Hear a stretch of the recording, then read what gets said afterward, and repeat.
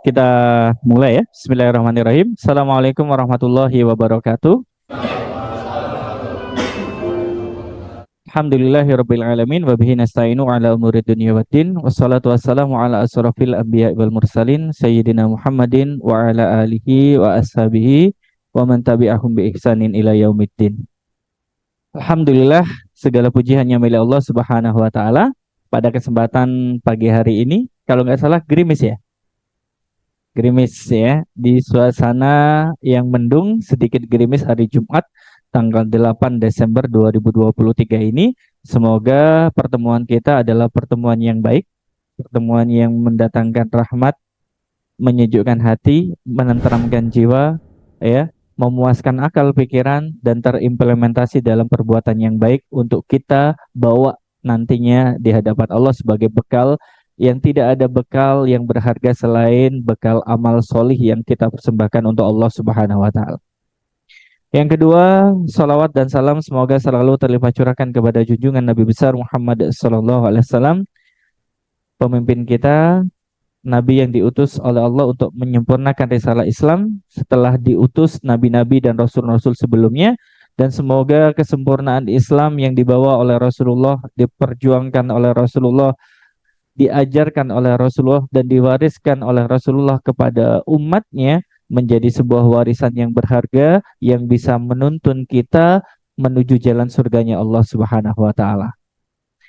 Pada kesempatan pagi hari ini, sebelum saya mulai, boleh tanya gimana kabarnya teman-teman sekalian? Sehat ya, alhamdulillah. Tadi ketemu Mbak Kiki, katanya istirahat 2 minggu ya, Mbak Kiki ya. Masya Allah, luar biasa sudah ketemu lagi di forum ini, bisa saling berbagi. Kemudian saya ketemu juga dengan teman-teman yang baru mau mandi. Ya, tadi di depan, baru mau mandi, saya tanya dari mana main sepak bola?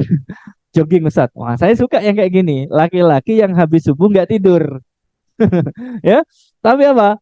Main bola atau olah jogging, nggak apa-apa. Cuman ada kalanya kita habis subuh bisa jadi tidur, boleh ya. Kalau memang sudah tidak kuat lagi, mau gimana lagi? Ya contohnya misalkan karena lembur tadi malam Ustaz, ya boleh ya. Cuma kalau seandainya ada aktivitas yang lain setelah sholat subuh, sebaiknya tidak tidur, itu yang lebih utama. Melakukan banyak aktivitas yang baik. Di sini saya ketemu lagi dengan Mas Rijus. Gimana kabarnya Mas Rijus? Alhamdulillah sehat. Saya dengar kabar ibunya Mas Rijus meninggal ya. Saya telat informasinya. Jadi saya turut berduka cita. Semoga Allah memberikan tempat terbaik di sisinya, menerima amal ibadahnya dan menghapus semua dosa-dosanya. Dan ada satu aktivitas yang bisa menjadi amal solih yang mengalir ya. Salah satunya adalah doa-doa dari Mas Rijus. Ini penting ini. Doa-doa dari anaknya ketika orang tua meninggal itu terus mengalir ya, terus mengalir ya. Mudah-mudahan doa dari Mas Rius untuk kebaikan orang tuanya diijabah oleh Allah Subhanahu wa taala. Termasuk untuk kita teman-teman sekalian, kita tidak luput dari banyak dosa ya. Jadi kita terus meningkatkan level berpikir kita, ilmu kita dan keimanan kita serta kedekatan kita dengan Allah Subhanahu wa taala. Makanya saya selingi materinya agar tidak terlalu berat ya. Karena materi kemarin katanya agak berat ya, tapi eh, senang kalau seandainya kita paham tentang kebaikan, sehingga paling tidak kita bisa mencoba untuk melakukan kebaikan yang sudah kita bahas. Ini pertemuan keberapa ya? Saya lupa ngasih judulnya. 27. Berarti 1 pekan lagi sudah 7 bulan maksudnya. Sudah 7 bulan. Kalau seandainya ada orang hamil 7 bulan, kemudian melahirkan, itu berarti lahirnya secara prematur. Nah, kebetulan anak saya lahirnya prematur. 7 bulan ya, kecil banget, kurang lebih beratnya 1,6 kilo. 1,6 kilo, harus istirahat 1 malam di puskesmas. Kemudian saya rawat, alhamdulillah besarnya jadi anak yang cerdas. Cuman dia punya keterbatasan. Salah satunya adalah punya penyakit sesak, ya, asma bawaan. Ya kemungkinan salah satu nikmat Allah yang dia miliki di tengah nikmat-nikmat yang Allah kasih yang lainnya. Apapun yang Allah kasih pada kita sebenarnya adalah yang terbaik untuk kita. Betul nggak ya? Betul. Makanya kita harus berpikir jernih, banyak memahami hidup dan makna dalam hidup sehingga kita bisa menarik pelajaran dalam hidup. Makanya saya kasih judul The Lesson of Life, pelajaran tentang kehidupan. Benar gak? Kalau seandainya dalam hidup ini banyak pelajaran yang kita bisa ambil. Betul? Betul. Contoh, misalkan ada orang yang bekerja di sebuah perusahaan. Kapan hari kemarin saya ke Pasar Gebang. Kebetulan motor saya bermasalah. Jadi Matic itu masalahnya di radiator, ya. Terjadi masalah di radiator sehingga lampu indikator di speedonya itu merah terus. Baru dibuat jalan 5 menit udah merah, panas banget. Akhirnya saya bawa ke bengkel, kemudian di bengkel disarankan dibawa ke tukang servis radiator. Saya pergi ke Gebang, kemudian cerita-cerita dengan orang Gebang. Mas, di sini sudah berapa lama usaha ini dijalankan? Mulai dari tahun 1986-an. Nah, 1986-an. Kemudian dia cerita kalau dulu ada karyawan yang lulus SMA kerja sama dia kurang lebih 17 tahun, kemudian mendirikan sendiri. Ya, mendirikan diri. Jadi orang kalau sudah berada di sebuah tempat usaha, kemudian dia bertahun-tahun di sana, ilmunya dia dapat, kemudian dia resign, kemudian dia mendirikan sendiri, ya, dengan usaha yang serupa. Saya tanya, gimana Mas kalau seandainya ada orang kayak gitu? Nggak apa-apa Mas, ya, nggak apa-apa. Namanya rezeki kan beda-beda kan ya. Makanya ada yang mengatakan gini teman-teman sekalian. Usaha itu bisa di copy, tapi rezeki itu tidak bisa dipaste. Ngerti maksudnya? Iya, usaha itu bisa sama, tapi rezekinya bisa beda, betul ya? Betul. Itu salah satu pelajaran. Oh iya, benar juga ya. Artinya kalau seandainya suatu saat Pak Didit punya karyawan, dirikan counter yang lain misalkan, nggak apa-apa, nggak apa-apa. Dirikan kafe yang lain, nggak apa-apa. Asalkan namanya beda. Bukan cabang Grand Jalan Jawa gitu tanpa izin. Ya nggak apa-apa. Ada pelajaran mestinya yang bisa kita hidup dalam setiap aktivitas kita. Nah, untuk lebih detail, ada beberapa hal yang sudah saya siapkan. Bisa jadi ini berseri. Saya nggak tahu serinya keberapa karena terlalu banyak kehidupan yang harus kita pelajari sehingga saya membatasi kurang lebih sekitar 6 atau 7 lesson of life yang kita pelajari saat ini. Sudah siap menerima materinya? Siap. Baik. Teman-teman sekalian, pada kesempatan hari ini kita akan coba membahas sebuah hal yang sederhana, tapi semoga bisa bermakna lebih di kehidupan kita. Saya akan awali the lesson of life-nya dari yang pertama. Ya. Ini gambar apa? Oke. Ini warna apa kira-kira? Ini? Ini kuning apa orange? Ini? Ini? Ini? Biru muda. Yang ini? Kalau istilahnya apa? Biru dongker apa? Oh ya, Navi, Navi ya. Kalau yang ini abu, abu ya. Kalau yang ini hitam. Ada berapa cangkir di situ? Ada 7 cangkir. Pas dengan 7 materi yang saya bahas di Lesson of Life ya. Tapi Lesson of Life ini saya akan bawakan dari sebuah cangkir. Gimana Ustaz? Perhatikan baik-baik. Saya kayaknya baru lihat wajah baru, Masnya baru. Oh ya, Masya Allah. Siapa namanya? Mas Riko. Selamat pagi Mas Riko ya. Senang bertemu. Soalnya wajahnya baru banget nih. Kayak yang lain itu sudah akrab kayaknya udah wajahnya. Tapi belum kenal siapa namanya. Ya. Baik. Pada kesempatan kali ini kita akan mulai dari sebuah cangkir. Ada sebuah kisah yang menarik. Ya, biasanya kalau seandainya kita sekolah di tataran SD, itu berapa lama sih maksimal? 6 ya. Oh, bukan maksimal ya. Soalnya ada yang lebih dari 6 tahun ya. Kemudian kalau SMP 3 tahun, SMA 3 tahun. Nah, suatu ketika ada seorang guru yang pernah ngajar di sekolah, kemudian murid-muridnya itu lulus. Berarti disebut sebagai alumni, betul ya? Nah, suatu ketika murid-muridnya itu datang ke rumah gurunya tanpa memberitahu sebelumnya. Begitu kaget, banyak siswa yang datang ke rumah gurunya tiba-tiba. Sehingga namanya orang kalau sudah dikunjungi berusaha untuk menyajikan yang terbaik, betul ya? Kalau ada apa makanan yang kita punya keluarkan, ya.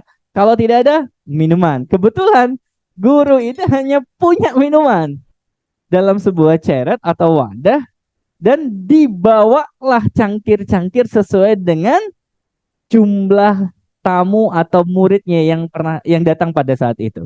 Cangkirnya disajikan ya dengan berbagai warna mirip seperti ini, cangkirnya beda-beda. Kemudian ceret itu disajikan di sini. Enak asik ngobrol, guru itu kemudian menyampaikan kalau nggak diminum kurang afdol. Silahkan diminum anak-anak. Nah, kemudian satu persatu memilih cangkirnya.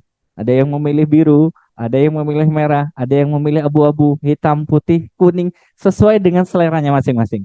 Kemudian satu persatu siswa itu menuangkan air dalam ceret itu, dituangkan, kemudian diminum. Begitu juga siswa kedua dan seterusnya sampai selesai. Kemudian guru itu tanya kepada mereka, "Hai anak-anakku, kalau boleh tanya gimana rasa air itu dalam cangkir warna biru? Sama nggak dengan cangkir yang lainnya? Sama nggak kira-kira? Sama ya? Kan yang dituang kan sama, cuman kemasannya beda." Kemudian guru itu menyampaikan kepada mereka, begitulah kehidupan. Sebenarnya posisi kita sebagai manusia sama aja di mata Allah. Mau cangkirnya warna merah, mau cangkirnya warna putih, mau cangkirnya warna kuning, isinya sama. Betul, paham maksud saya? Paham. Nah, kemudian setelah saya pelajari, ada makna yang lebih menarik di sini. Sebenarnya kalau kita kaitkan teman-teman sekalian, kisah cangkir dari seorang guru dan muridnya itu menjadi sebuah pelajaran hidup bagi saya. Apa? Bahwa sebenarnya kedudukan seorang manusia di mata Allah itu sebenarnya sama aja. Kalau dilihat dari kemasannya. Yang punya mobil dengan yang punya sepeda motor sama. Di mata Allah sama. Yang punya sepeda motor dengan yang punya sepeda sama. Yang punya sepeda dengan yang jalan kaki sama aja. Kemasannya sama. Nggak Allah lirik. Yang punya rumah tingkat dengan yang belum punya rumah atau yang sedang kontrak sama aja. Cuman satu yang Allah lihat dari semuanya itu apa? Disinilah Allah mengajarkan kita bahwa cangkirnya bisa jadi beda, ya, tapi isinya sama-sama semua teman-teman sekalian. Cuman Allah menyampaikan bahwa tolak ukur seseorang itu mulia di hadapan Allah disebutkan dalam Quran surat Al-Hujurat ayat 13. Inna akramakum indallah atqakum. Innallaha alimun khabir. Allah menyampaikan kabar baik bagi kita yang mohon maaf secara dunia berada di level yang menengah ke bawah, ya, bahwa ternyata orang yang paling Allah lirik, orang yang paling mulia di sisi Allah, di antara kita semuanya itu tolak ukurnya adalah yang paling bertakwa di antara kita. Jadi ketika ada orang yang mohon maaf secara ekonomi belum mampu berbuat banyak seperti orang-orang yang lainnya, tapi ketakwaannya dia itu lebih dekat sama Allah, maka dia lebih istimewa dibandingkan orang yang mampu tapi menjauh dari Allah. Betul nggak kira-kira? Makanya kadang Nabi menasihatkan kepada kita, Innallaha la yang duruna ila suwarikum wa amwalikum. Allah itu nggak ngelihat seberapa ganteng kita, cakep kita, cantik kita, jeleknya kita. Walakin yang duru ila kulubikum wa amalikum. Tapi yang Allah lihat pada diri kita itu sebenarnya adalah niat kita sama amal kita. Makanya jangan berputus asa dari rahmat Allah siapa yang kira-kira diuji oleh Allah dalam bentuk materi. Gak apa-apa. Asalkan kita itu masih sadar diri sebagai hamba Allah, melakukan aktivitas kewajiban kita kepada Allah Subhanahu wa taala. Maka teman-teman sekalian, tidak masalah apapun profesinya. Mau Anda itu kuli bangunan, masalah. Mau Anda itu sebagai bos, gak masalah. Mau Anda itu sebagai tukang becak, nggak masalah. Benar nggak? Profesi itu sebenarnya hanya kemasan saja. Betul kan? Kemasan saja. Bukan berarti yang paling rendah pendapatannya adalah yang paling buruk di mata Allah. Belum tentu kan? Begitu juga sebaliknya. Yang paling bagus pakaian dan pendapatannya belum tentu juga lebih bagus di hadapan Allah. Betul? Betul. Maka kita bisa belajar. Apapun profesi panjenengan sekarang. Karyawan, bos, guru, tukang beca, tukang bangunan, penjahit, dagang, ataupun yang lainnya, selama kemasannya masih seperti itu, nggak ada masalah, asalkan halal. Paham ya? Maka gimana cara menaikkan levelnya? Bahwa satu, harus ubah pola pikirnya. Dulu saya minder banget teman-teman sekalian. Mindernya kenapa? Karena tidak bisa menunjukkan eksistensi di tengah teman-teman yang eksistensi. Bisa kita lihat ketika ada buka bersama. Pernah mengalami. Coba nanti bulan Maret kemungkinannya undangan bukber. Bisa nggak kemungkinan buka bersama itu menjadi ajang pamer? Bisa nggak kira-kira? Bisa. Apa yang dipamerin? Oh, istri dipamerin. Mas Gendon bisa diperbesar suaranya sedikit. Istri dipamerin, ya. Apalagi selain istri? Oh, suami dipamerin juga. Padahal saya arahnya nggak ke sana ya. Ternyata jawabannya di luar nurul ya. Dan tidak habis fikri katanya orang-orang ya. Istri, oke lah saya turuti. Berarti ada kendaraan, apa lagi? Gadget yang dipakai. Jadi orang-orang yang kadang niatnya salah ketika buka bersama itu sebagai ajang pamer, teman-teman sekalian. Betul ya? Sampai mengusahakan gimana caranya biar kelihatan sukses. Dengan cara apa? Pinjem. Iya kan? Pinjem. Mobilnya pinjem. Ngerental lagi ya. Sehari 200.000 misalkan ya. Maksain.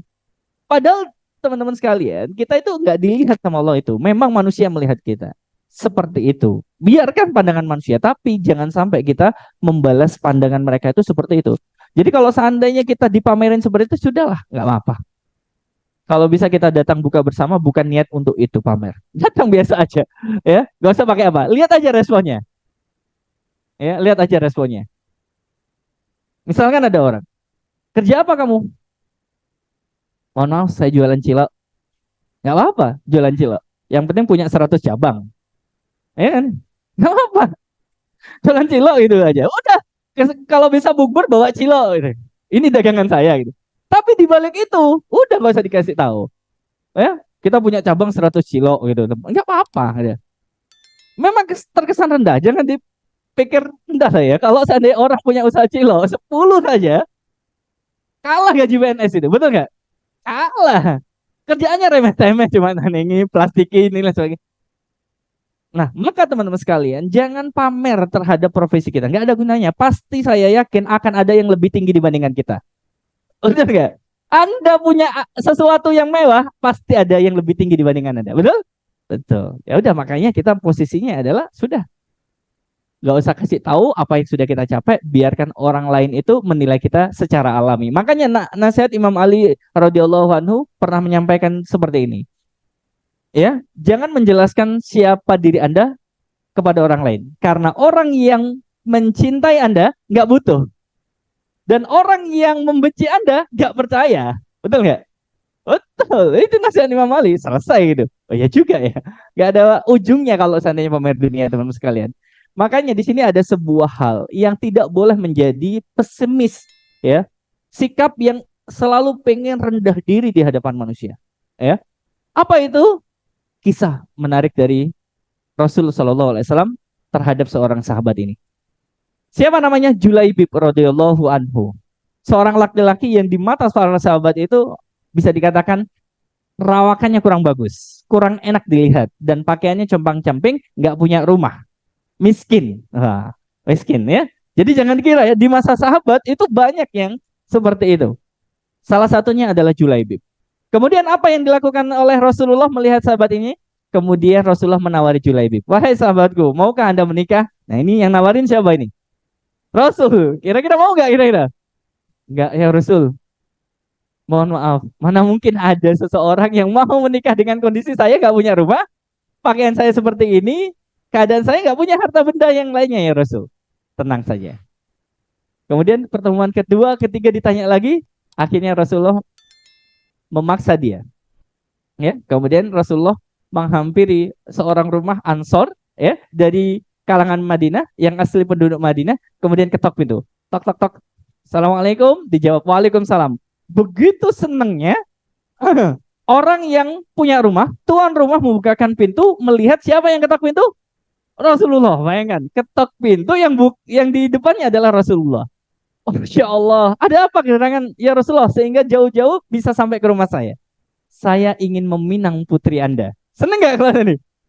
Oh, dipinang oleh Rasulullah, seneng nggak ayahnya? Deal, lanjut sekarang kalau bisa akad nikah. Ya, tapi tunggu dulu. Pinanganku bukan untukku. Loh, Untuk siapa ya Rasulullah?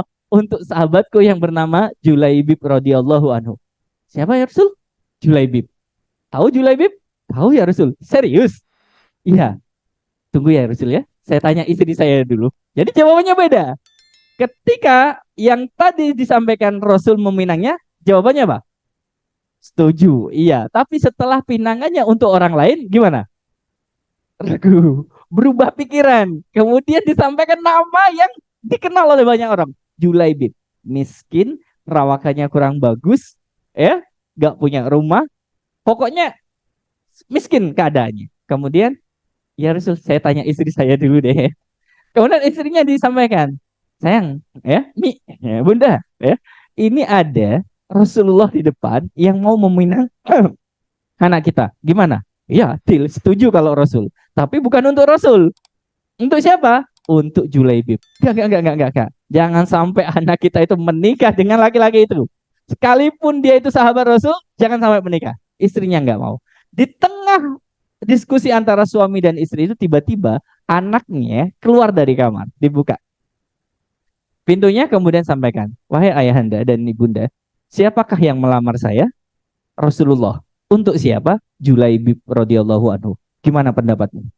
Saya mau menikah, asalkan Rasul yang meminta saya. Karena Rasul sudah datang ke sini dan ingin menikahkan saya dengan orang lain, nggak ada masalah. Seberapapun buruk orang itu, tapi kalau Rasul yang minta, pasti ada kebaikan. Wah, ini jarang nggak perempuan yang kayak gini? Hah? Jarang banget.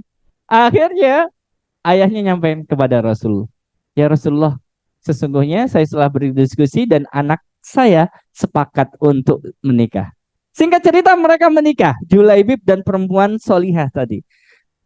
Pada waktu baru menikah, tiba-tiba Rasulullah digempur, ya, merencanakan peperangan, jihad fisabilillah. Berangkatlah perang dan termasuk Julaibib yang pengantin baru. Berangkat mereka, kemudian mereka berperang di sisi Allah. Ternyata setelah perang berakhir, Rasulullah mencari. Siapakah di antara sahabat-sahabat kita yang sudah gugur di jalan Allah? Ini. Kemudian Rasulullah menanyakan, adakah Julaibib? Tidak ada ya Rasul, cari. Ternyata setelah dicari, jenazahnya dikelilingi oleh 7 orang kafir. Kemudian Nabi mengatakan, Julaibib telah membunuh 7 orang ini dan akhirnya dia terbunuh. Ketahuilah bahwa ternyata dia adalah orang yang dimandikan oleh para malaikat. Ya. Dia dimandikan oleh malaikat. Jadi dia berangkat itu cepet-cepetan tanpa mandi wajib. Ya, berangkat, meninggal dan dimandikan oleh malaikat. Kemudian bagaimana nasib istrinya? Nasib istrinya sekarang menjadi orang yang kaya raya. Padahal Julaibib miskin. Kenapa? Karena saat menikah Nabi yang mendoakan kebaikan keduanya. Suaminya meninggal di jalan Allah, istrinya kaya raya. Ya, luar biasa. Ketakwaan seorang perempuan dan kesederhanaan seorang Julaibib ini sama seperti secangkir air tadi. Kemasannya bisa beda, tapi sebenarnya esensinya kita itu adalah hamba Allah. Maka tugas kita adalah bagaimana caranya kita itu semakin dekat sama Allah. Maka jangan minder teman-teman sekalian. Kalau profesi kita itu beda, tapi belum menyimpulkan kemuliaan orang yang lebih banyak dibandingkan kita dari segi harta, ilmu, itu lebih baik di sisi Allah. Ada banyak orang yang miskin dimuliakan oleh Allah. Tapi ada nggak orang kaya dimuliakan sama Allah? Nah, kalau bisa kejar yang itu. Kalau bisa. Udah kaya, dimuliakan lagi sama Allah Subhanahu wa taala. Karena bisa jadi dengan harta kekayaan yang ia dapat di dunia bisa membantu orang lain. Betul ya? Betul. Ini pelajaran pertama. Listen of life dari secangkir. Jadi jangan khawatir dengan apa yang kita lakukan selama profesi kita itu adalah halal. Listen yang kedua adalah kisah yang disampaikan oleh Rasul Shallallahu Alaihi Wasallam dalam hadis riwayat Imam Bukhari dan Imam Muslim, yaitu tentang salah sedekah. Pernah sedekah jenengan? Pernah? Dalam bentuk apa? Uang. Kira-kira kalau jenengan ingin sedekah, siapa yang ingin Anda sedekahkan? Diberi sedekah itu? Yang membutuhkan. Boleh nggak sedekah kepada orang tua? Boleh. Bahkan Rasul mengatakan sedekah yang utama itu adalah keluarga kita. Ya, kalau kita sudah mandiri, kemudian ada kelebihan, kalau orang tua butuh, kasihkan ke orang tua sebelum orang lain. Ya, boleh nggak ke fakir miskin? Boleh ya. Anak yatim boleh? Boleh. Berarti sedekahnya itu sudah plotting dengan baik. Nah, ternyata Rasulullah SAW itu menggambarkan pernah suatu ketika terjadi ya kisah salah sedekah. Bayangkan, ada seorang laki-laki yang dia mengumpulkan uang dengan begitu banyak, kemudian dia niatkan untuk sedekah, sehingga uang-uang itu dikumpulkan dalam bentuk apa itu ya, ikatan kecil yang zaman dulu apa namanya? Bukan, kayak semacam wadah kain, terus biasanya dianukan ya.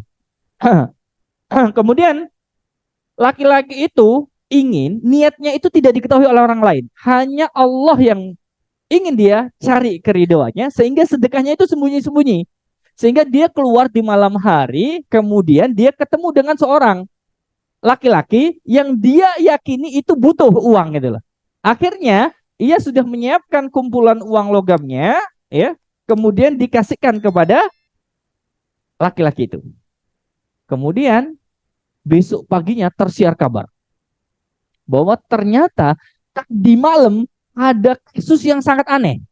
Ada orang kaya punya duit sedekah kepada maling.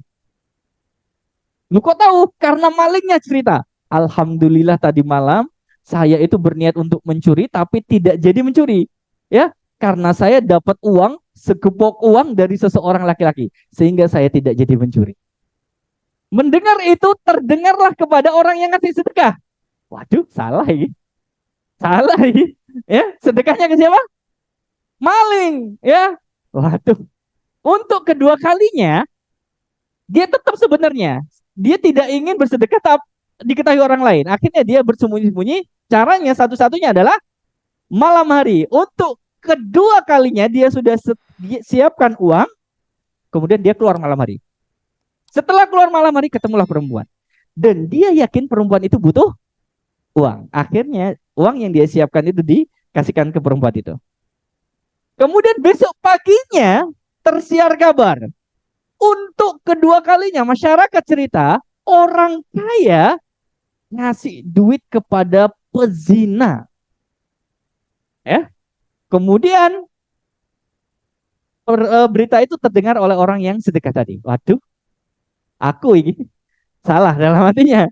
Salah ya, tadi siapa yang disedekain? Maling. Yang kedua, zina.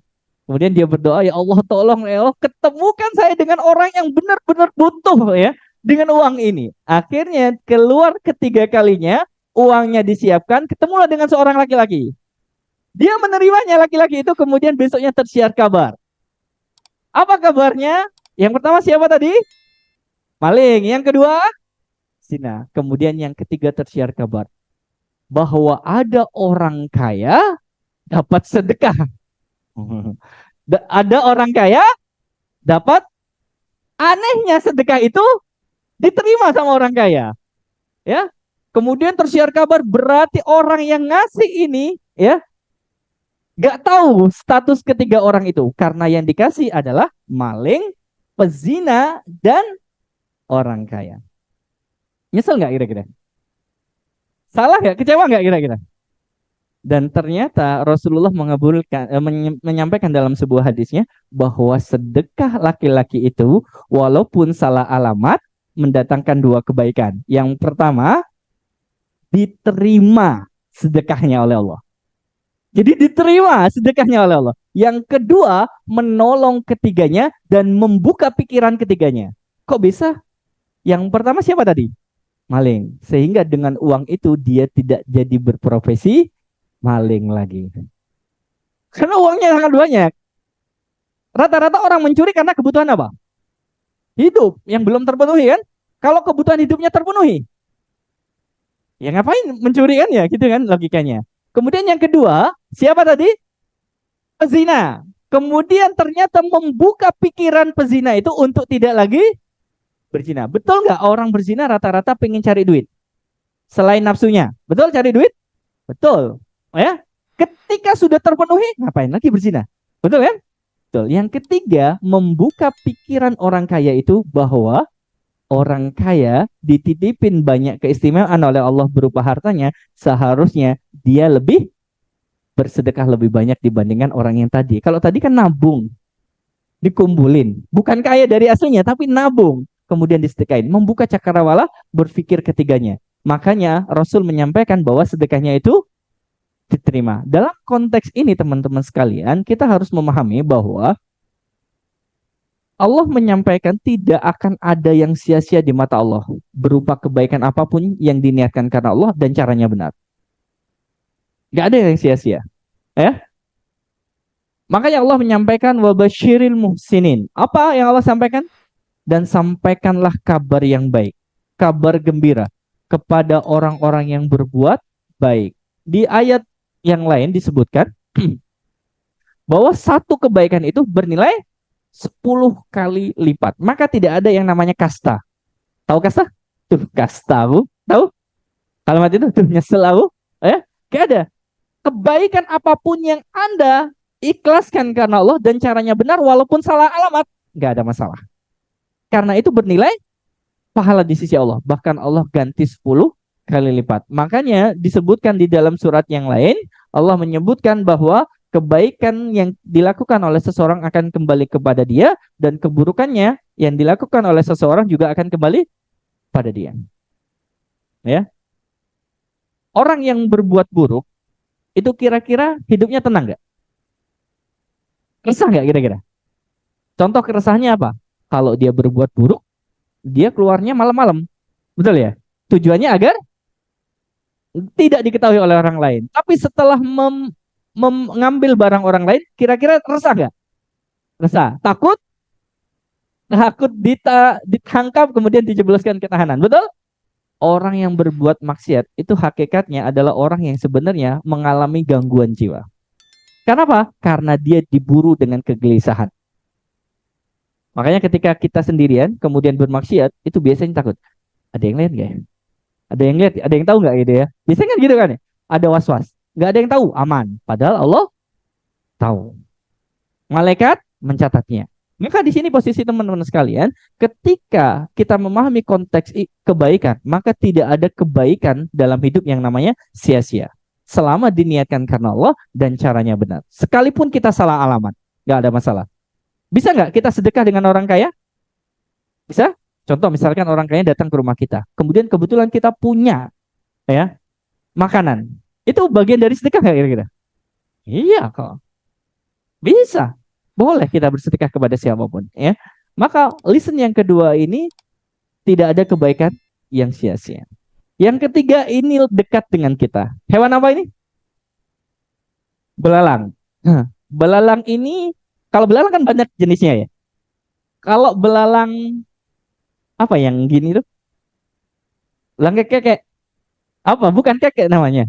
Bahasa Indonesianya apa? Ya, pokoknya belalang itu. Apakah benar belalang jenis ini lompatannya lebih tinggi dibandingkan belalang yang gini itu tadi ya? Betul ya? Betul. Cuma masing-masing hewan itu Allah kasih kelebihan. Kadang belalang yang posisinya gini itu bisa mengalahkan ular. Ya, bisa mengalahkan ular. Ya, Allah kasih keistimewaan masing-masing. Pelajaran hidup yang ketiga, listen yang ketiga ini dekat dengan kita. Jadi teman-teman nanti bisa bandingkan. Suatu ketika di dalam sebuah buku saya baca, kalau tidak salah bukunya itu judulnya setengah isi setengah kosong.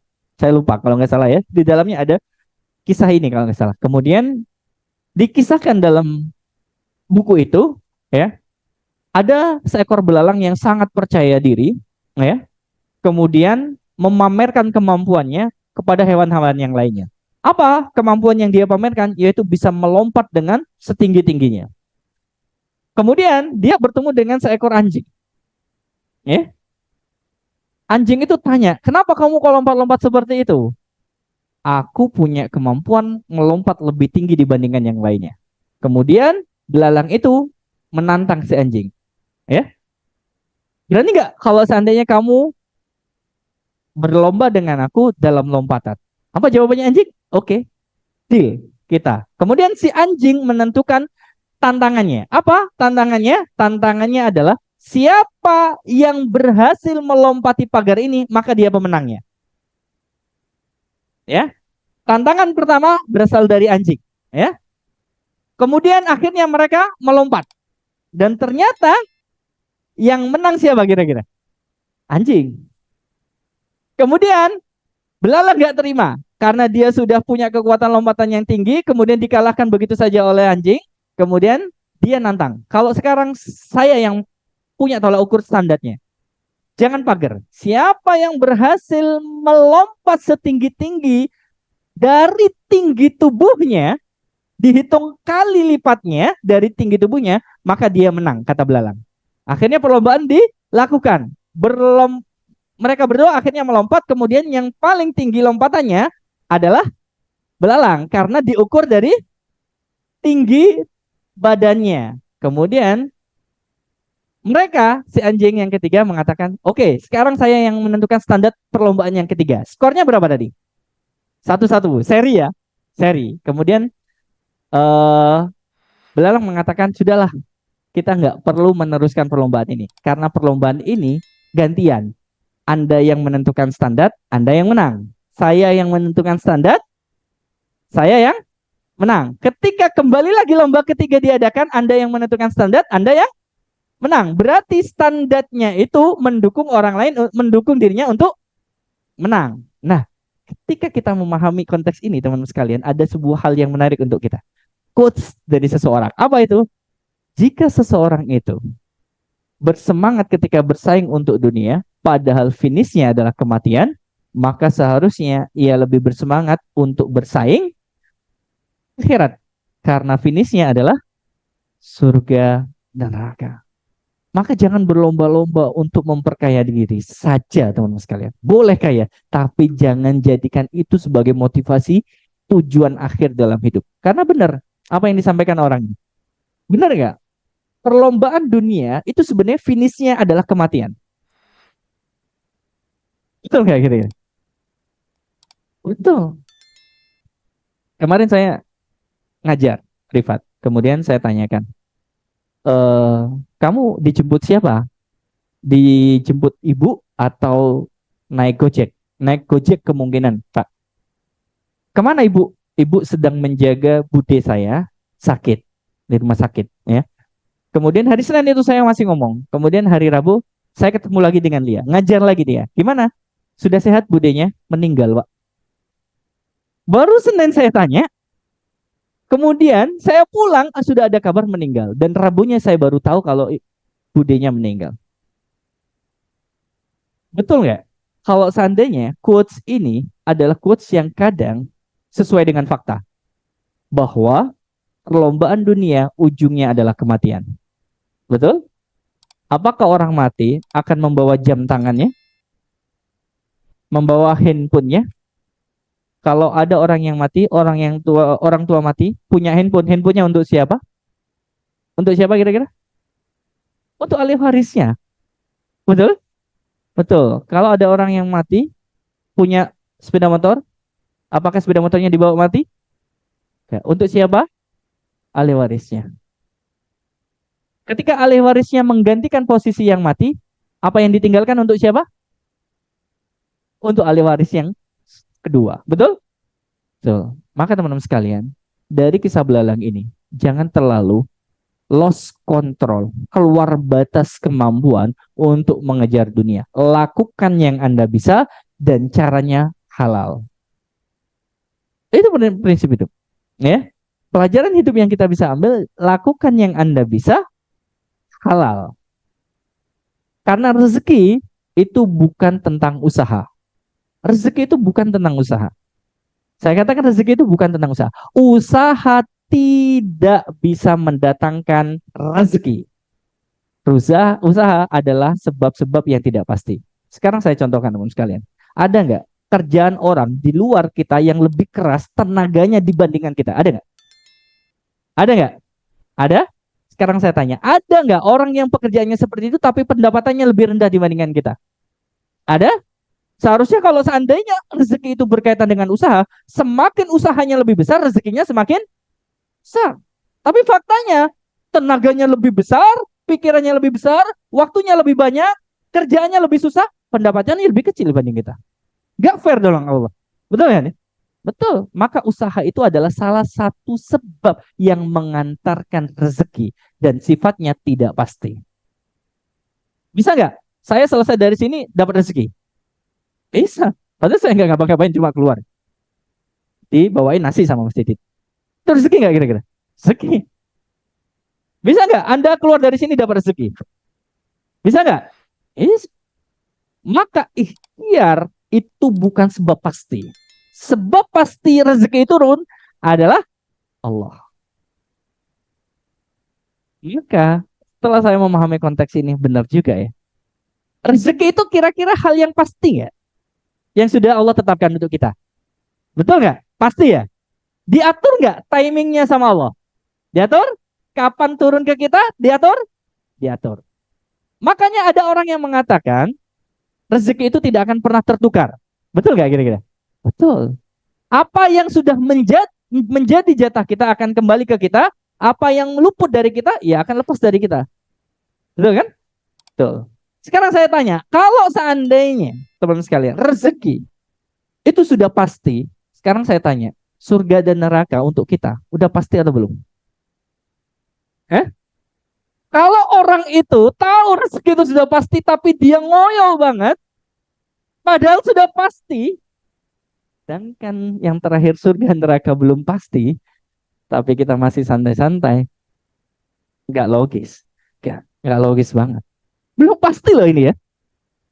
Apa kita akan langsung ke sini kira-kira? Belum tentu. Ada kemungkinan besar kita di sini? Ada kemungkinan besar? Kecil atau besar? Ya ada yang tahu teman-teman sekalian. Termasuk kemungkinannya. Kalau kemungkinan besar, mungkin.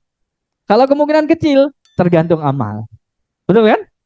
Betul. Maka ketika untuk sesuatu yang pasti kita lebih bersemangat dibandingkan sesuatu yang belum pasti, aneh. Seharusnya yang pasti itu semangatnya tidak boleh mengalahkan yang tidak pasti. Sekarang saya tanya di sini.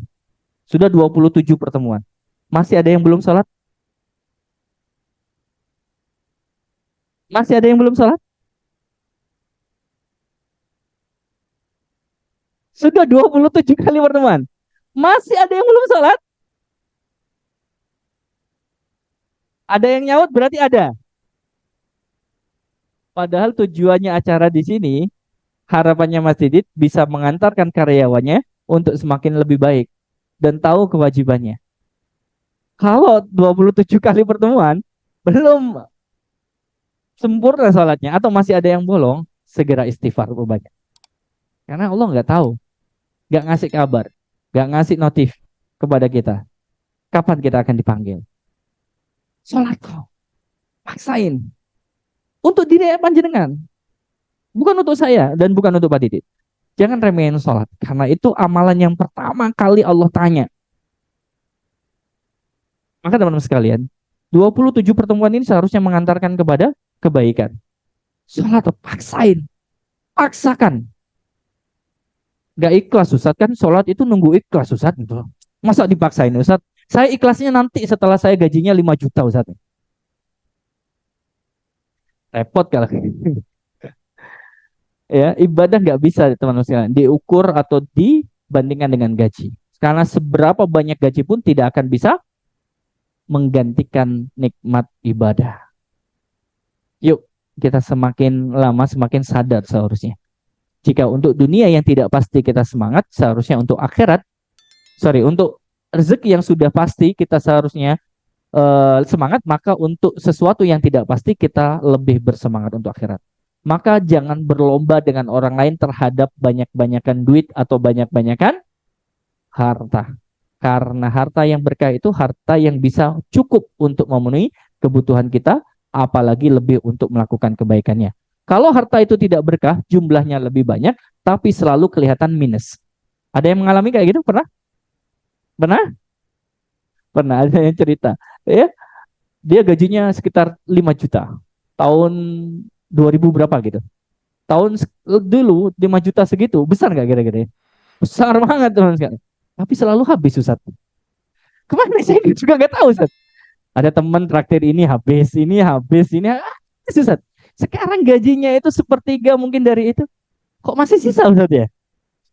Nah, ini berarti apa kira-kira? Keberkahannya yang beda. Bukan jumlahnya saja yang beda, tapi keberkahannya. Seneng nggak kalau sana gaji itu bisa di saving 1 juta gitu misalkan sebulan? Seneng nggak kira-kira? Seneng banget itu. Kumpul di akhir ya bulan ke-12 pas Ramadan dan hari raya. Seneng nggak kira-kira? Seneng banget itu 12 juta terkumpul hari raya. Mau pulang itu semangat. Kalau nggak punya duit mau pulang, izin ya, izin ditagih ambil ponaan ya sama adik dan sebagainya. Maka konsepnya teman-teman sekalian pahami, jangan berkompetensi dengan orang lain berdasarkan tolak ukur mereka. Tapi yang digunakan adalah tolak ukur Allah dan Rasulnya. Kalau tolak ukur Allah dan Rasulnya yang kita gunakan, insya Allah tenang. Betul nggak? Orang yang nggak punya utang itu tenang. Benar ya? Benar ya? Orang yang punya utang itu selalu bingung. Bingung? Bingung cari apa? Cari utangan untuk membayar utang. Betul itu. Saya ngerasakan hidup tanpa utang itu enak banget teman-teman sekalian. Ya, walaupun gajinya nggak seberapa, cukup lah. Ya. Tapi ketika saya melihat orang yang punya utang itu, pusing banget ya, kemana-mana. Ya, cari ke sana nggak dipinjemin, emosi, putus tali silaturahmi. Ya, luar biasa. Nanti kalau dipinjemin, disambung lagi silaturahminya. Wah, luar biasa itu. Ya, memanfaatkan kondisi. Maka lesson yang ketiga, satu, jangan berlomba dengan orang lain hanya terkait dengan masalah dunia, tapi berlombalah untuk akhirat. Allah Subhanahu wa taala menyampaikan dalam Quran surat Ali Imran ayat 133. Wasari'u ila maghfirati min rabbikum wa jannatin arduhas samawati wal ard uiddat lil muttaqin. Dan bersegeralah Anda semuanya, ya, yang memiliki banyak kesalahan kepada Allah untuk mencari ampunan Allah dan mendapatkan surga yang luasnya seluas langit dan bumi yang disediakan bagi orang-orang yang bertakwa. Kadang gini teman-teman sekalian, saya paham ya. Memang kadang kalau sukses dan nggak sukses, tolak ukur manusia rata-rata materi, betul nggak? Satu, wajahnya ganteng, cantik, punya materi. Itu rata-rata kesimpulan orang sekarang sukses itu. Betul aja? Betul. Tapi saya kapan hari Pak, beberapa waktu yang lalu teman sekalian, saya baru ingat. Ada saudara saya, ipar, adik ipar tempatnya, kemudian bercerita kepada istri saya, nyampaikan bahwa dia itu punya saudara perempuan seumuran dia, kemudian meninggal. Sebelum meninggal, dia yang nemenin orang yang sakit di sampingnya. Dia jenguk, dia openi perempuan itu oleh adik ipar ini yang juga perempuan. Kemudian di akhir hayatnya, sebelum Najah, tahu Najah? Sebelum nyawa sudah di kerongkongan ya, ada sebuah kisah yang kadang saya neteskan. Mbak Minggiro, kata orang yang sakit, masih muda, Mbak Minggiro, ada tamu yang lewat. Mbak Minggiro, ada tamu yang lewat. Sambil terbaring, sambil sakit, yuk, Mbak Minggiro, ada tamu yang lewat. Kemudian setelah beberapa detik dia ngomong seperti itu, nyawanya sudah hilang. Siapa tamu itu kira-kira? Allahu Akbar. Kok bisa dia ketemu malaikat maut sebegitu santainya? Betul kan? Sebegitu santainya ngomong, Mbak Minggiro, ada tamu mau lewat. Berputar. Dan kalau disampaikan dalam sebuah hadis teman-teman sekalian, orang kalau seandainya meninggal, itu malaikat maut berada di atas kepalanya. Kemudian nyawanya ditarik dari kakinya. Ruhnya akan ditarik dari kakinya. Wajar. Kalau seandainya orang itu meninggal, matanya lari ke karena malaikat maut ada di atasnya, di kepalanya. Ditarik dengan lembut sekali. Dengan lembut sekali. Beberapa menit setelah itu meninggal. Kira-kira kematiannya ini su'ul khotimah atau husnul khotimah? Husnul khotimah. Saya merinding kalau ada. Serius, iya. Jadi kalau dia meninggal itu masih muda, masih mungkin seumuran saya, 30-an. Meninggal, punya anak. Dirawat oleh adik ipar. Kemudian adik ipar, Mbak, saya itu kalau di sampingnya itu bergetar, Mbak. Jadi malaikat itu berada di samping saya berarti kan? Karena almarhumah mengatakan, Mbak minggir sebentar. Ada yang mau lewat. Ditarik ruhnya oleh malaikat meninggal. Allahu Akbar. Kira-kira kematian kita kayak gitu apa enggak ya? dengan amal kita yang seperti ini, kematian kita kayak gitu nggak ya? Makanya kadang Allah Akbar, orang-orang itu luar biasa. Contoh lagi, kasus Palestina. Pernah beredar di video seorang anak kecil. Abi ditemani abinya, ayahnya, Abah, apa yang dilakukan? Dia sedang mengalami banyak luka, ya, siksaan oleh orang-orang Zionis Israel. Kemudian di tengah luka-luka itu, Abi, ya, kondisi ini tolong ya, selamatin aku dan sebagainya. Tapi Abi nggak boleh bersedih karena ini adalah takdir dari Allah Subhanahu Wa Taala. Abi sudah nggak perlu bersedih lagi karena saya sudah melihat surga Abi. Luas banget Abi. Di situ ada sungai di bawahnya. Luas banget Abi. Sambil ngomong kemudian dia langsung ditarik rohnya oleh malaikat kemudian meninggal. Sekarang saya tanya, anak yang bisa melihat balasan yang ia dapatkan, ya, kira-kira surga atau neraka? Kan? Dia hidup, kemudian di tengah kesakitannya dia mengatakan, Abi sudah nggak usah bersedih lagi. Sudah kelihatan Bi surganya Bi. Itu ada sungai Bi. Sudah kelihatan itu sungainya. Luas banget, indah banget. Abi nggak perlu sedih. Kira-kira kematiannya suul atau husul khatimah? Pertanyaan saya adalah, kita lebih baik dari itu atau lebih buruk dari itu kematiannya? Dengan amalan kita.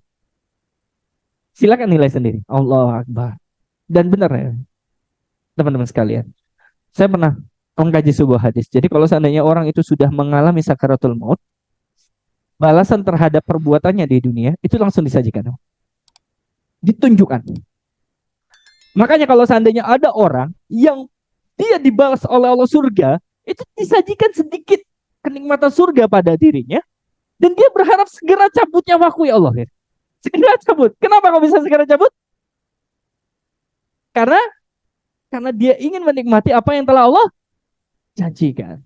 Makanya kalau seandainya ada orang ketika akhir hayatnya, sakaratul mautnya, kemudian dia disaksikan sedikit balasan neraka terhadap perbuatannya, kira-kira dia mau segera atau melambatkan diri?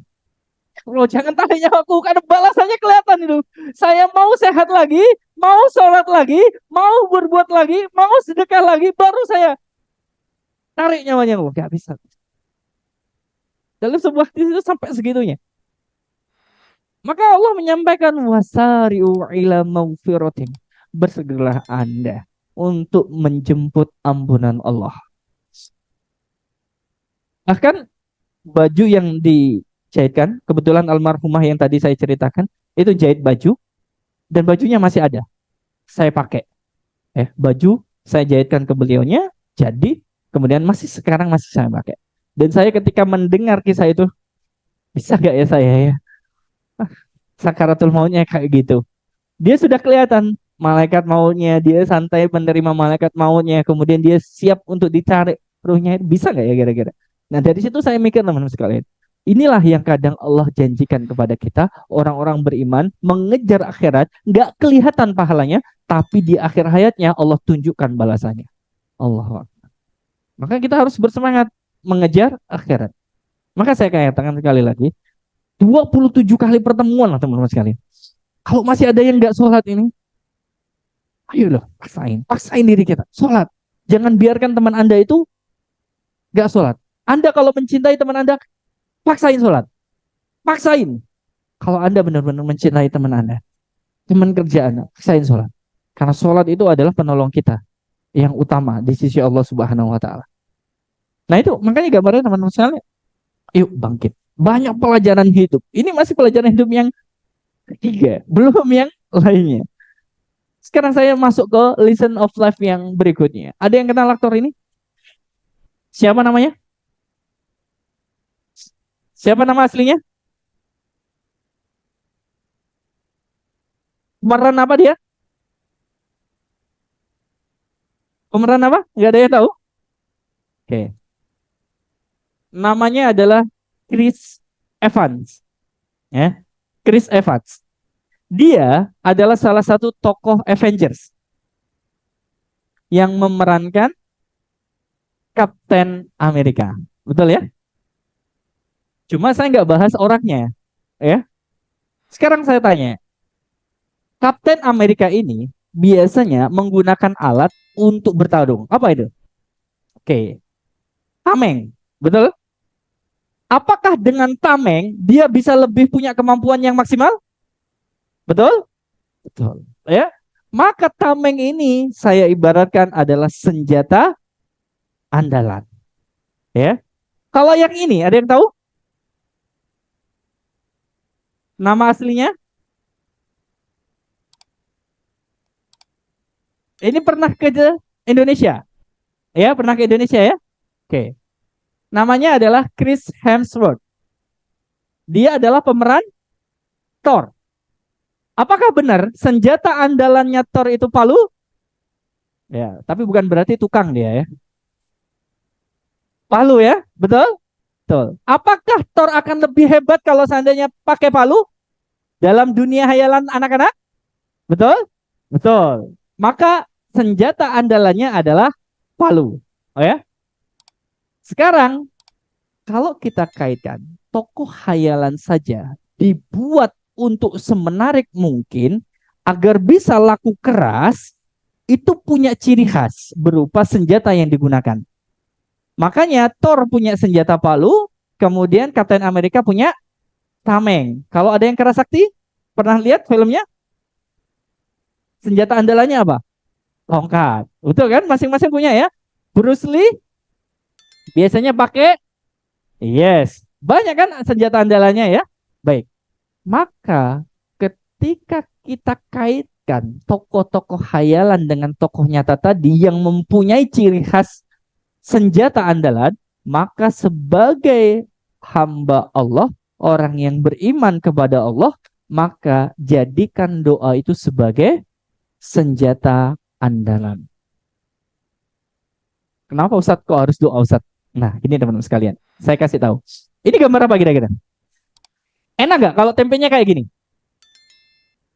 Digoreng, dibumbuin bawang putih, kasih kunir, ya, kemudian digoreng, pakai nasi hangat, sambel, itu enak ya kira-kira? Oh, enak ya. Apa? Jangan sekarang ya. Saya punya kisah menarik teman sekalian. Listen of life yang berikutnya berkaitan dengan doa.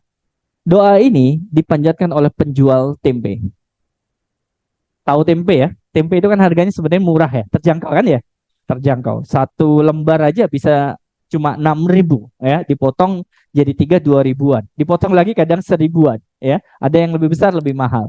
Suatu ketika saya baca kisah ini dan luar biasa.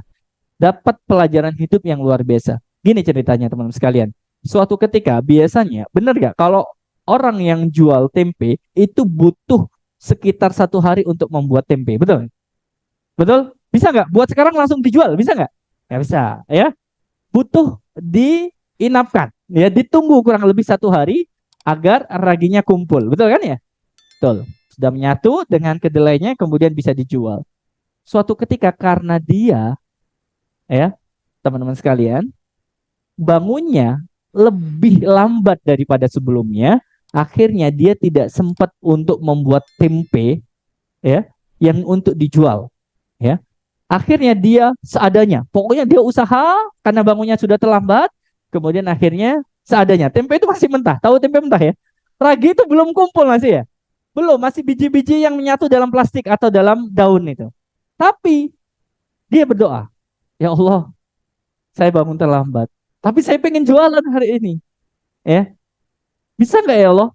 Karena saya bangun terlambat beberapa jam yang lalu, Engkau mudahkan aku jualan agar tempe ini menjadi matang. Bayangkan, dia minta sama Allah tempenya biar matang, ya. Aneh-aneh mintanya sama Allah ini. Ya, dia berdoa tapi sama Allah tempenya biar matang. Akhirnya dia husnudon sama Allah, berprasangka baik sama Allah. Selesai sholat subuh dia pergi ke pasar.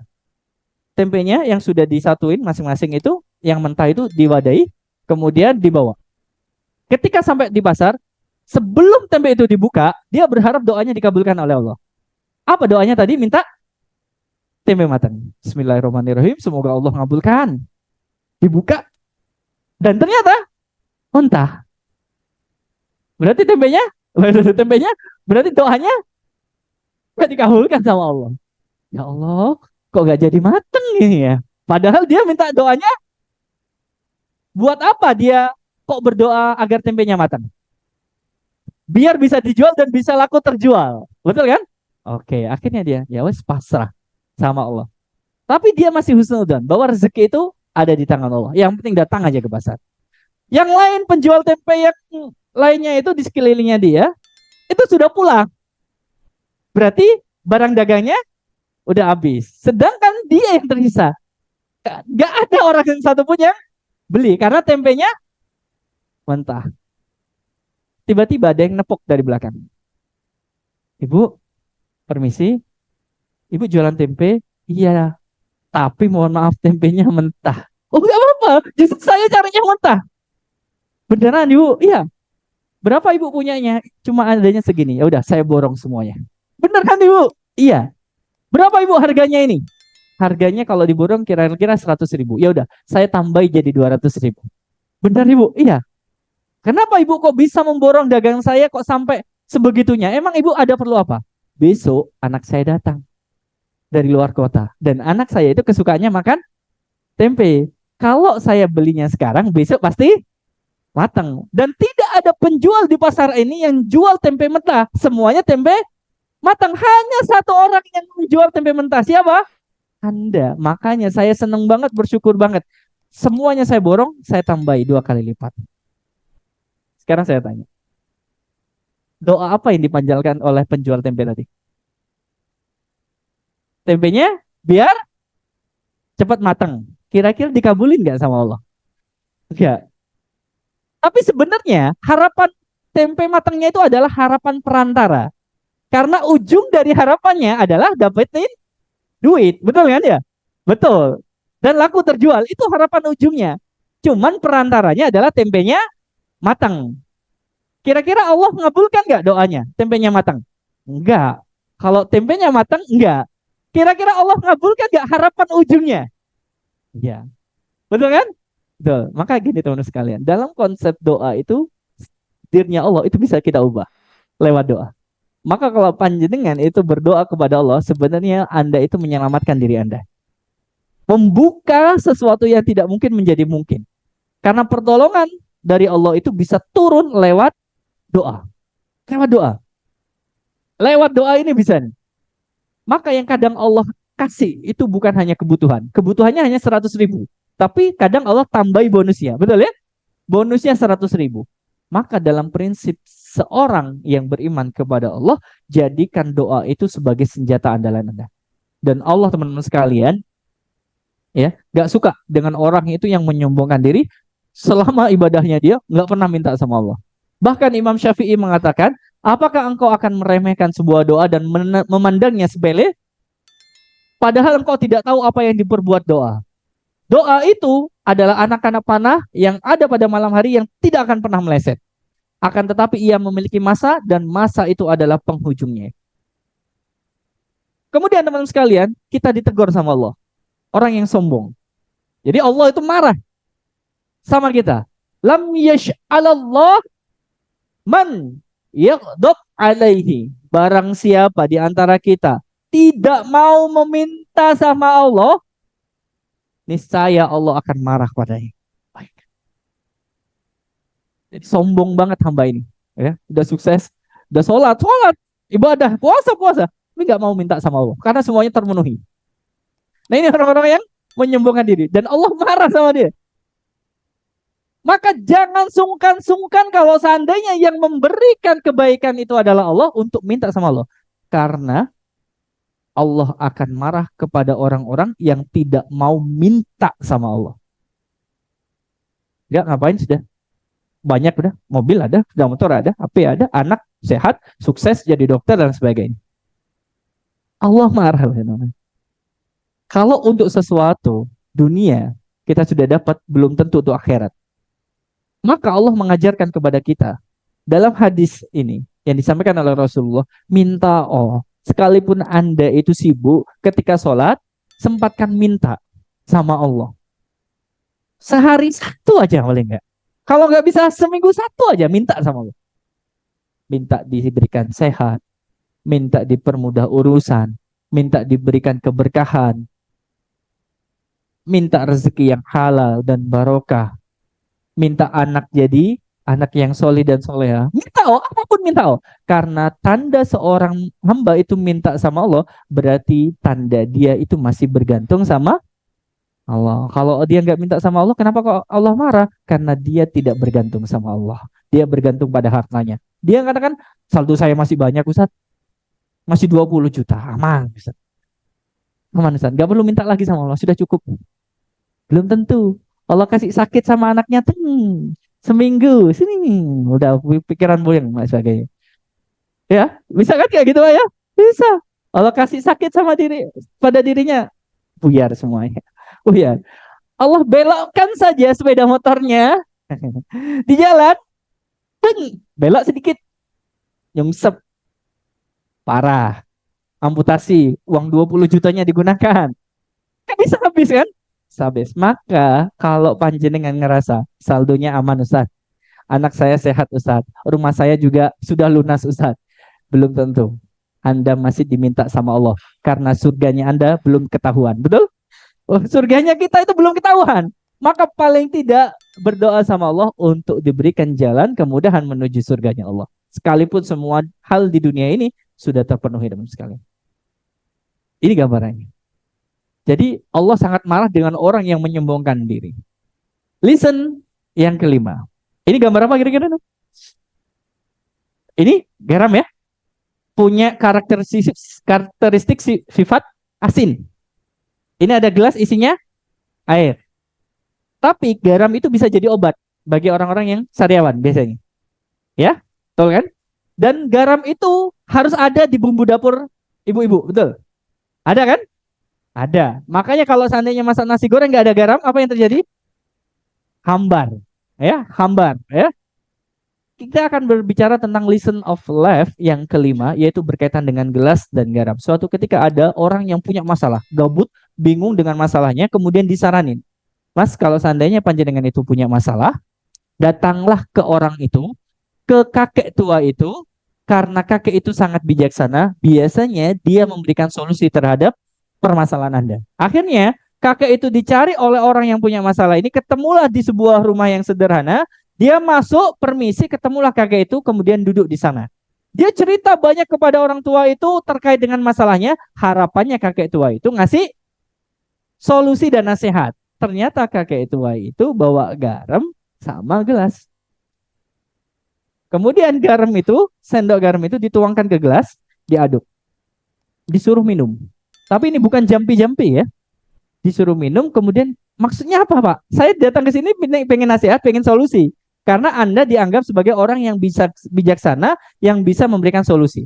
Kemudian kakek itu mengatakan, minum dulu. Ya, kan ada garamnya, minum dulu. Akhirnya diminum, asin. Kalau asin, ikut saya sekarang. Kemudian kakek itu mengajak laki-laki itu pergi ke pinggiran telaga sambil membawa 1 sendok garam. Kemudian sendok garamnya itu dituang ke telaga itu.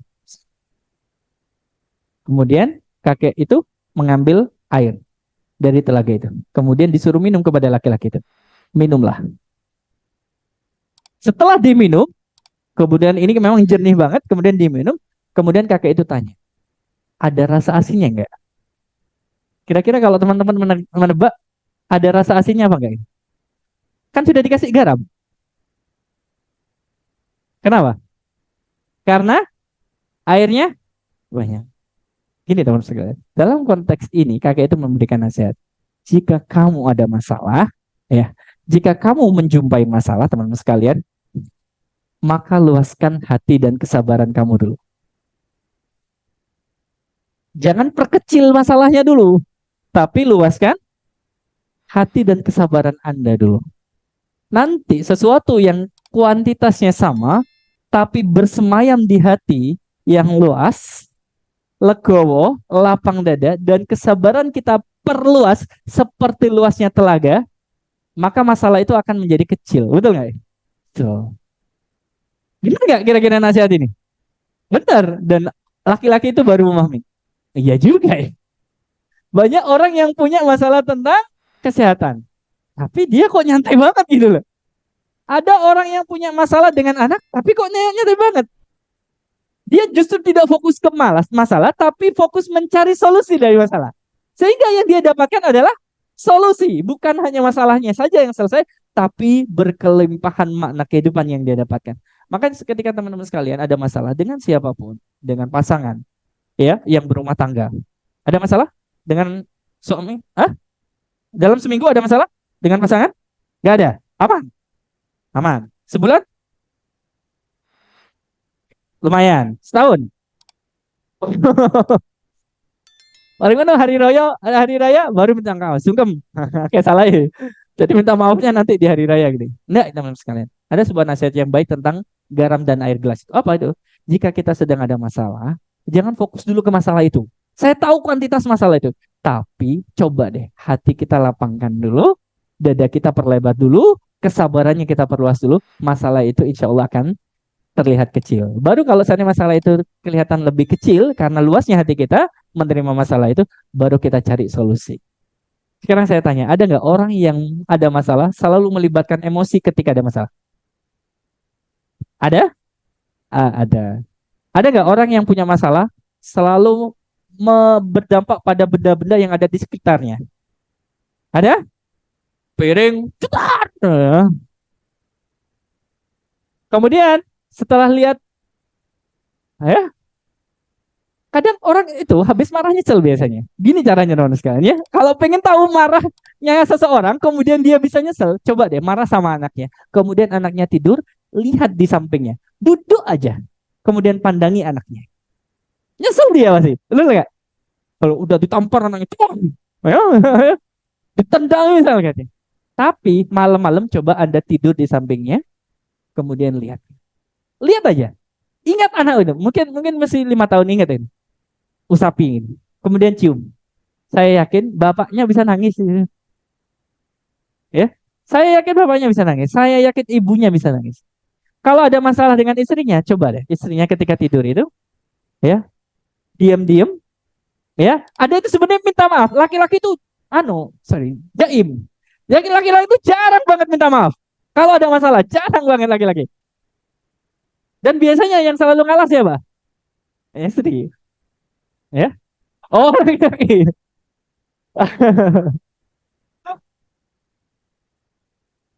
Gini, ya jarang bukan berarti nggak ada. Ada laki-laki yang kadang ngalah demi untuk kebaikan rumah tangganya. Bagus itu. Cuman kadang memang wanita itu lebih cenderung kepada perasaan, laki-laki cenderung kepada logika. Betul ya? Perasaannya main banget itu perempuan, ya. Kalau laki-laki lebih cenderung logika berpikir. Kalau seandainya ada masalah dengan istri, coba ketika dengan laki-laki tidur ya, samping istrinya itu liatin aja. Lihat, ingat kebaikannya. Ingat kebaikannya, udah nikah, udah dikaruniai anak, udah hidup bareng, dan sebagainya. Kemudian dicium keningnya, istrinya itu. Saya yakin besoknya laki-laki itu akan kembali seperti biasa. Dalami, nggak apa-apa, wis. Abi yang salah. Iya, udah selesai. Padahal nggak tahu tadi malam udah menderita dari mata ya. Saya sudah meminangnya, sudah memintanya baik-baik, kok diginikan gitu loh.